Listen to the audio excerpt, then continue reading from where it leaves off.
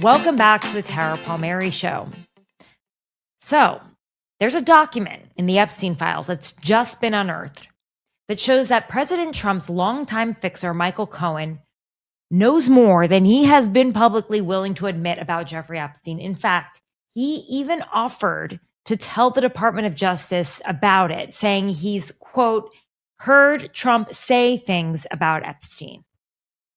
But when I asked him back in August about it, about Epstein, about Katie Johnson, the lawsuit that was filed in 2016, when he was President Trump's fixer, when he was dealing with the Karen McDougal case and the Stormy Daniels case, and he was the one who was dealing with the women who were coming forward with accounts of sexual harassment, he denied it.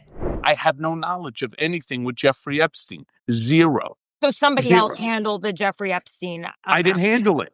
I didn't handle it. Then, after some pressing, he finally cracked, admitting that there was one case that he dealt with involving an infant Jane Doe. And as far as the only case that I was involved with was a Jane Doe, an infant, by and through her mom, Mary Jane Doe, right, as legal guardian. That case was dismissed not because of anything that I spoke to the lawyers, and I've talked about this a million times. I turn around and I receive this summons and a complaint, and the averments in it are awful. They're despicable. It talks about basically rape of an underage female, claiming and alleging that Donald was involved in it and all that other nonsense. I ended up taking a private investigator and trying to find out who this person was. And we went to the address that allegedly this minor lived at in the Bronx. Well, lo and behold, the investigator responds back and says the only thing that's there is an empty parking lot. Ever since we did that interview, Michael Cohen has trashed me for asking the hard questions that no one else was willing to ask. But here's the thing. The reason that I asked him to come on my show and the reason that I wanted to hear from him is that he kept going on TV and he kept saying that he just knows that President Trump had nothing to do with Jeffrey Epstein. I don't believe that Donald Trump was on Epstein's island. Why? He said it more than 5-6 times, and he says it very openly. Can tell from his voice. He just knows from knowing him, but didn't give any real evidence. And none of the journalists that I saw interviewing him on TV actually asked any follow-up questions, and I felt like I had to do it. I just find it hard to believe that at no point during the time that you worked for him, you never spoke to him about Jeffrey Epstein. No. When this guy, Brad Edwards, who is just a lawyer, I don't know who he is. Was like, it's infamous that they hate each other. Like, that's why I'm sure they do hate each other. I'm just telling you, I have no idea. But there's a reason why my gut was right.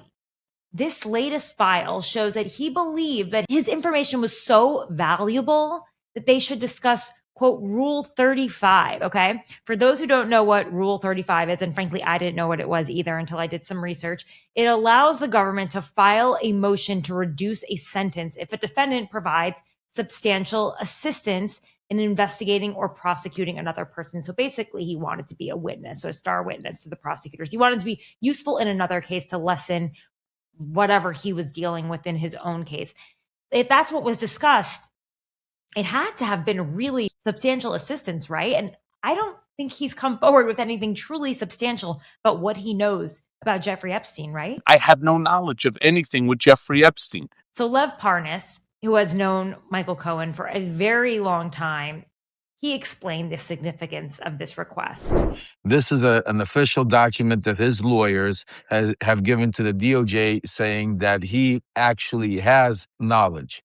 He has criminal knowledge.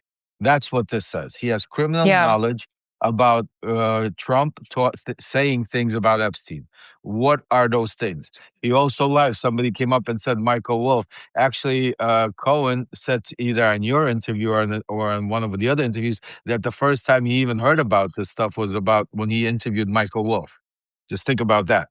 Ellie Leonard is the independent journalist who obtained this document from one of her followers who was sleuthing through the Epstein files. And I want to thank all of the internet sleuths out there, all of the independent journalists. They have been the ones who have moved this Epstein story forward. They have been going to the places that the mainstream media has been afraid to go to. And, you know, there's just too many documents, frankly, for everyone to go through. Even the largest news organizations haven't been able to see this. This one slipped through the cracks.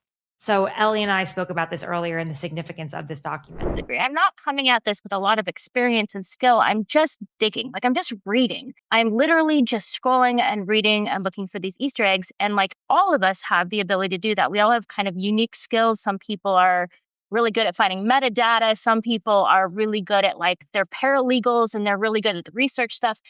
And so I said, you know what? Here, I'm going to put all this in a Dropbox. I'm going to give everybody a link. And like, whatever you can do, just go do it. Like, if you can do 10 pages, great.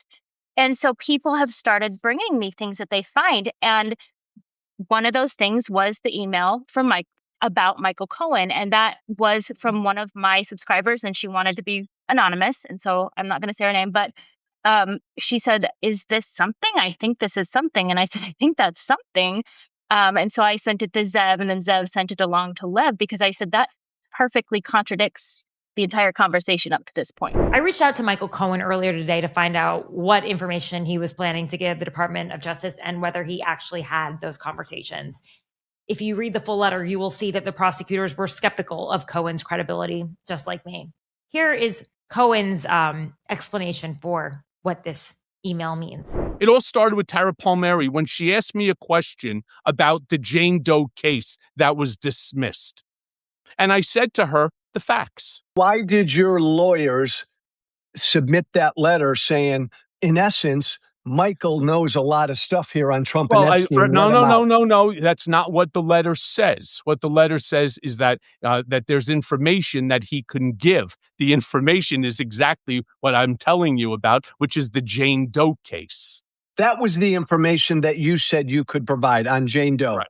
Correct. But let's not forget that Cohen told me back in August that the story of the Jane Doe was bullshit. He told me it was bullshit. Take care of it. I said, okay. So how could that information be so valuable to the feds in 2019 that he could request Rule 35, meaning that his information was so substantial to another case that it would reduce his sentence? Doesn't make sense to me. I don't know how I have anything to do with it. I'm just asking questions. I just hope Michael Cohen will come clean and tell us what he knows, because this isn't about him.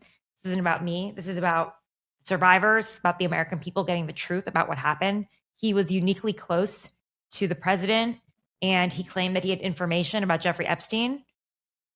I would think that he should come forward and tell us what he knows. That was another episode of the Tara Palmeri Show.